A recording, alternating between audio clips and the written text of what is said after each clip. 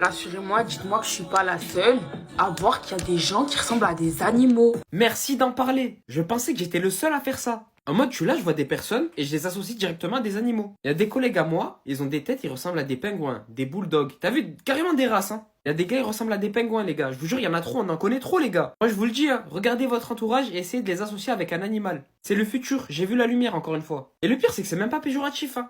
Genre, je le pense réellement quand je dis quelque chose. Généralement, quand je dis, oh frérot, tu sais que tu ressembles à un pingouin, il me regarde et il me dit, mais t'es un bâtard. Mais les gars, je vous jure que c'est réel. Genre, même, il y a tout qui va ensemble. Il y a la tête, il y a la corpulence. Les gars, il y a tout qui va ensemble. Moi, ça m'a marqué carrément la famille. Il y a quelqu'un qui m'a dit, tu ressembles à un taureau avec des poils longs. Je me suis dit, ah le bâtard. Ça m'a touché mon ego. Dites-moi, vous, ça vous a déjà associé à quel animal? Et si vous savez pas, dites dans les commentaires, je ressemble à quel animal. Et en cliquant sur votre profil, on va vous le dire. Et encore une fois, les gars, je vais vraiment parler avec le cœur. C'est pas péjoratif. Comme je vous ai dit, les gars, faites-le avec vos potes. Je vous jure, c'est incroyable, hein. Essayez de vous trouver des animaux à chacun. Moi, j'ai un collègue, il ressemble à un poisson-chat. Un autre, il ressemble à un babouin. Et j'en passe. Et je le fais avec tout et n'importe quoi. Je le fais avec des professeurs, avec des darons, avec tout. Vraiment, avec tout, tout, tout. Les frères, qui a dit qu'il faut arrêter de fumer des puffs? Continuez de fumer des puffs, allez-y.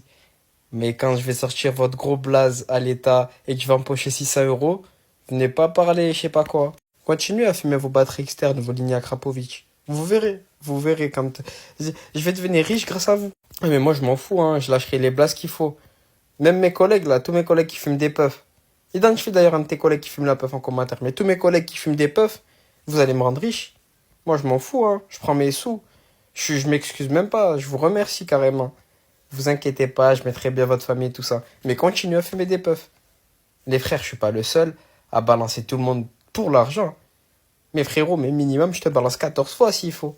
Non, parce que là, c'est une nouvelle loi. C'est vraiment une nouvelle réforme. À partir de janvier 2024, balancer une personne qui fume des puffs te rapportera 600 euros. 600 euros en disant un blaze. Mais les gars, continuez à fumer des puffs, s'il vous plaît. Merci bien. Avec les 600 euros, vous feriez quoi, vous? Personnellement, j'achèterais des puffs. Je les revendrai à des personnes. Et ces mêmes personnes-là, je les balancerai pour refaire 600 euros à chaque fois. Vous avez compris ou pas le bénéfice? Les gars, tout le monde le sait, parler avec une meuf sur un banc, c'est carré et tout. Mais les gars, je vous jure, ce qui est encore plus carré, c'est quand tu le fais avec ton frère d'une autre mère. Les gars, faites-le réellement. Prenez votre frère d'une autre mère, calez-vous sur un banc, discutez de tout et de rien. Ça peut être incroyable, surtout si vous avez une atmosphère calme autour de vous. Pistez. Moi, les gars, totalement nature. Ça permet de se ressourcer, puis en réalité, vos liens se souderont. Parlez de tout et de rien, du beau temps, de votre état mental, si vous vous sentez bien. Une discussion bien profonde, les gars. Tellement vous avez un bon feeling avec votre frérot, les gars, la discussion au bout d'un moment se fera tout seul. Vous allez commencer à raconter votre vie de A à Z avec lui. Je vous jure, les gars, c'est incroyable ce genre de moment. Faites-moi seulement confiance. Prenez votre gars serein, votre gars avec qui il y a zéro sevis, zéro vice, votre gars qui changera jamais pour une femme, votre gars qui a toujours été là quand vous en aviez besoin et vous de même, et discutez avec lui. Demandez-lui si ça va. Parlez de tout et de rien. Régalez-vous, les gars. Profitez seulement. On sait pas de quoi il fait demain. Ça se trouve, les gars, pour X ou Y raison, demain, votre chemin il sera séparé. Ça veut dire profitez-en. Prenez votre gars, les gars. On brise les codes. Poto, tu le cales ici comme si c'était ta petite copine.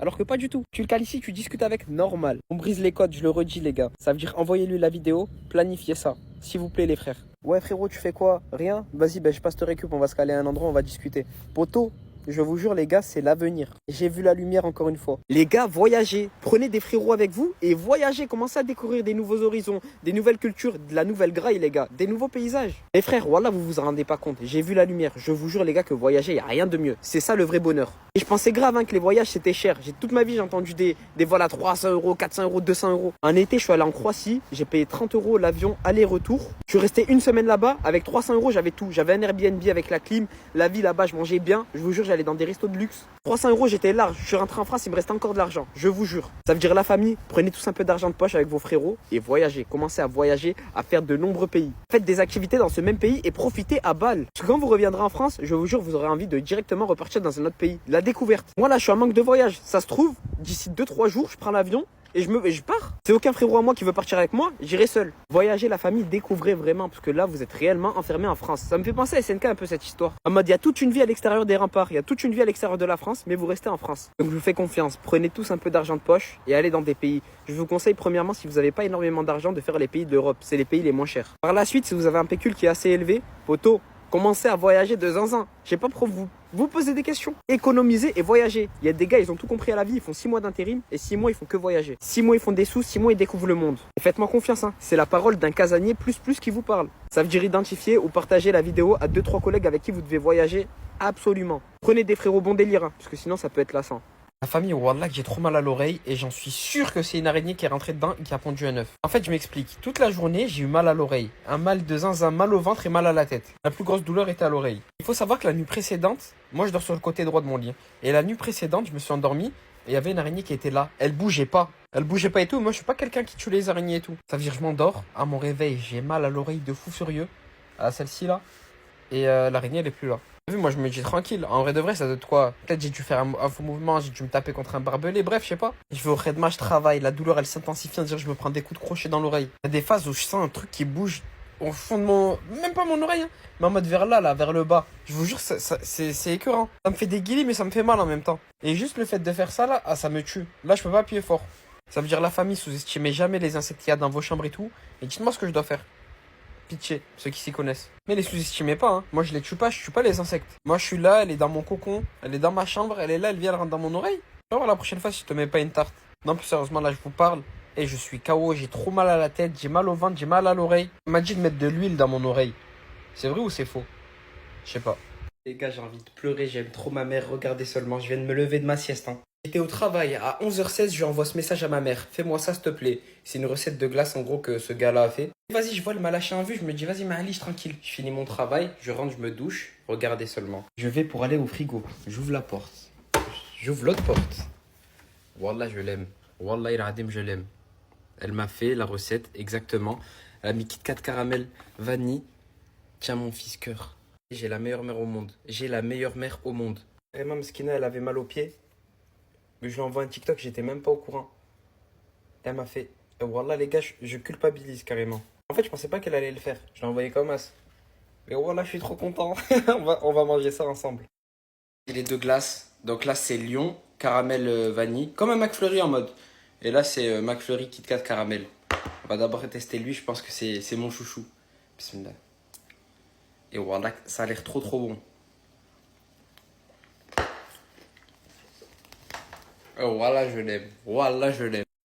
C'est un 10 sur 10. Je kiffe. Je surkiffe. On va passer au lion caramel. Bismillah. Guettez juste. Hein. Incroyable. Magnifique. Allez, je mets 9 sur 10 puisque je préfère le Kit Kat. Mais voilà qu'elle est super bonne. Tiens, mon fils. Maman. Je t'aime. T'es la meilleure des mères. Je t'aime, maman. Voilà, je t'aime. Je vous aime tous. La famille là, c'est le vrai projet de danse. On va faire un barbecue. Vas-y, montre-leur la montagne. On va faire un barbecue ici, les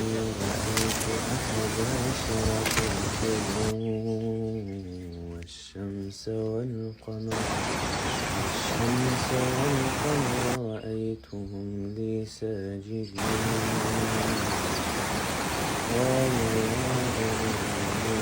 تقصص رؤياك على إخوتك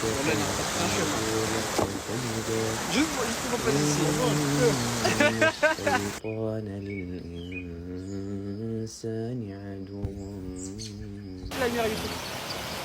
كذلك يجتبيك ربك ويعلمك من تاويل الأحاديث ويتم نعمته عليك وعلى آل يعقوب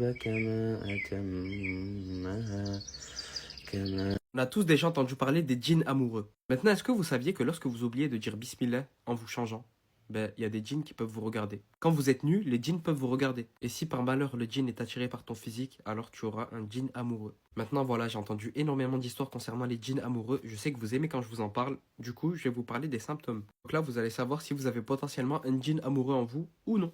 Premier symptôme, si vous avez les troubles du sommeil, c'est-à-dire vous faites des paralysies du sommeil fréquemment, vous avez des terreurs nocturnes, ou alors vous faites des insomnies fréquemment, vous avez potentiellement un djinn amoureux. Deuxième symptôme potentiel, vous avez de l'anxiété et faites des malaises dans des lieux où vous êtes souvent seul, c'est-à-dire votre chambre, votre salon, quand il n'y a personne en gros. Troisième raison, vous vous sentez étrangement observé et toutes vos relations amoureuses sont tombées à l'eau sans raison apparente. Quatrième symptôme, énergie sexuelle inhabituelle. Certaines personnes ressentent une envie de désir sexuel incontrôlable et inhabituelle, souvent accompagnée d'une sensation de présence. Cinquième symptôme, sensation de physique inexpliquée.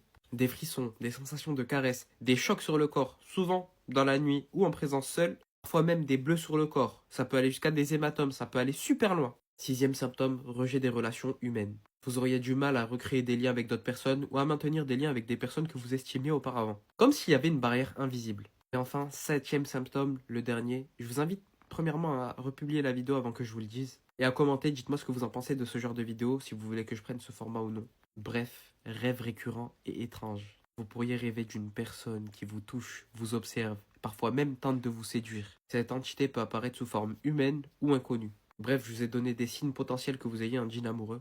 Maintenant voilà, il faut renforcer votre foi tout simplement pour éviter tout cela. Soyez assidus, priez régulière et à l'heure. Il ne faut pas oublier de dire Bismillah avant chaque étape. Quand vous rentrez dans une maison, quand vous mangez, quand vous vous changez. Récitez les sourates An-Nas, Hayat al-Kursi, al-Falaq. Et si les symptômes persistent, il faut faire une ruqya. Le plus gros motif de bagarre sur la route, c'est pas les clignotants, c'est les feux de croisement. Les constructeurs de voitures, quand ils ont construit une voiture, ils commencent par les roues, après ils font les freins, l'accélération. Arrivé au feu de position, feu de croisement, ils mettent quoi? Ils mettent des grenades flash dans les feux. C'est une dinguerie la puissance. Les feux, ils te mettent des tartes. On dirait ils sont en plein phare. Et pourtant, toi, quand tu leur mets les pleins phares, pour leur dire enlevez vos pleins phares, t'aperçois qu'ils sont en feu de croisement. Ça, pour moi, c'est un motif de bagarre. Vous voyez là, quand je vois les feux comme ça sur la route, cette nouvelle norme, je me dis, est-ce que j'écoute la petite voix dans ma tête? Et je lui fais pas les appels de phare, mais je me mets devant sa voiture. En mode, je tire un frein devant sa voiture. Je sais pas si je suis le seul à le ressentir comme ça, mais ça fait trop mal aux yeux. Tellement j'ai envie de mettre les pleins phares et de les garder quand je les vois. Surtout quand ces enfoirés, ils prennent des dodanes. T'as vu, au début, ils prennent le dodane, tu te fais flasher une fois, tu fermes les yeux un peu, tu réouvres, tu te fais flasher une deuxième fois. Mais les voitures qui me choquent le plus, c'est les 5008. Les 5008, elles sont là juste pour t'abattre. Déjà, la voiture au loin, tu la vois, elle est imposante, c'est un sumo. En plus de ça, les feux, ils te mettent des gifles. C'est même pas des gifles, c'est ils te mettent uppercut crochet. Il y en a qui vont dire que j'abuse, mais je vous jure tomber seulement avec une 5008, face à face, dans la nuit. Vous verrez, vous comprendrez.